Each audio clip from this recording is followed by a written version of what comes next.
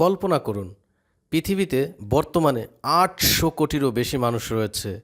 অতীতে আরও শত শত কোটি মানুষ এসেছে, আবার ভবিষ্যতেও আসবে।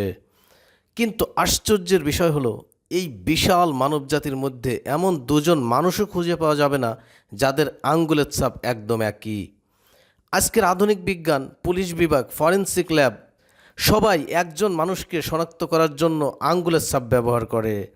কিন্তু আপনি কি জানেন, ১৪০০ বছর আগে যখন মাইক্রোস্কোপ ছিল না, বায়োমেট্রিক প্রযুক্তি ছিল না, তখন কোরআন আঙ্গুলের ছাপের এমন এক রহস্যের দিকে ইঙ্গিত করেছিল যা আজ বিজ্ঞানকে বিস্মিত করেছে। মহান আল্লাহ রব্বুল আলামিন সূরা কিয়ামাতে বলেন, মানুষ কি মনে করে যে আমি তার হাড়গুলো একত্র করতে পারবো না? অবশ্যই পারবো। আমি তো তার আঙ্গুলের অগ্রভাগও যথাযথভাবে পুনর্গঠন করতে সক্ষম। সূরা আল কিয়ামা। একটু চিন্তা করুন, আল্লাহ যদি শুধু বলতেন আমি মানুষকে পুনরুত্থিত করব, তাহলেই তো যথেষ্ট ছিল। কিন্তু আল্লাহ বিশেষভাবে উল্লেখ করলেন আঙ্গুলের অগ্রভাগ। কেন? সেই যুগের মানুষ তো জানতোই না আঙ্গুলের ডগার এই ক্ষুদ্র রেখাগুলো একদিন মানুষের সবচেয়ে বড় পরিচয় হয়ে উঠবে। ১৮৮০ সালের দিকে বিজ্ঞানীরা আবিষ্কার করতে শুরু করলেন যে প্রতিটি মানুষের আঙ্গুলের ছাপ আলাদা। পরবর্তীতে ফরেনসিক বিজ্ঞান প্রমাণ করে একজন মানুষের আঙ্গুলের ছাপ পৃথিবীর অন্য কারো সঙ্গে পুরোপুরি মিলে না, এমনকি যমজ ভাই বোনের ক্ষেত্রেও না।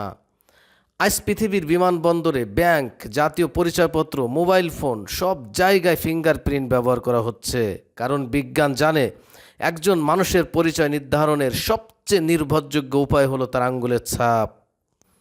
এখন প্রশ্ন হলো, ১৪০০ বছর আগে মরুভূমির একজন নিরক্ষর নবী কিভাবে জানলেন যে মানুষের আঙ্গুলের ডগায় এই ক্ষুদ্র অংশ ভবিষ্যতে এত গুরুত্বপূর্ণ প্রমাণিত হবে? এখানেই আসল বিষয়টা শুধু বিজ্ঞান নয়, আসল বিষয় হলো যে রব আপনার আঙ্গুলের প্রতিটি ক্ষুদ্র রেখা আলাদা করে সৃষ্টি করেছেন, তিনি কি আপনার জীবনের প্রতিটি কাজ জানেন না?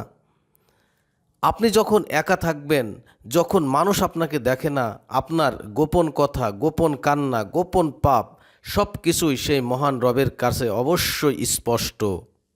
কারণ তিনি শুধু আপনার চেহারা সৃষ্টি করেননি, আপনার আঙ্গুলের ক্ষুদ্রতম রেখাগুলোকেও পরিকল্পনা করে সৃষ্টি করেছেন। আর কিয়ামতের দিন আল্লাহ শুধু হাড় পুনর্গঠন করবেন না, আপনার পরিচয় সবচেয়ে সূক্ষ্ম অংশটিও ফিরিয়ে দিবেন। আপনি যেমন ছিলেন ঠিক তেমনভাবে পুনরুত্থিত হবেন। আজ নিজের হাতের দিকে তাকান। এই আঙ্গুলের ছাপ কোনো দুর্ঘটনা নয়, এটা আল্লাহর সৃষ্টি, এটা তার কুদরতের নিদর্শন। এটা প্রমাণ করে যে আপনি উদ্দেশ্যহীনভাবে সৃষ্টি হননি।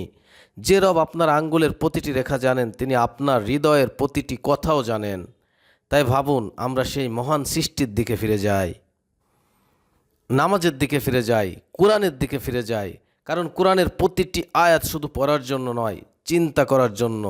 আর যারা চিন্তা করে তাদের ঈমান আরও দীপ্ত হয়ে ওঠে।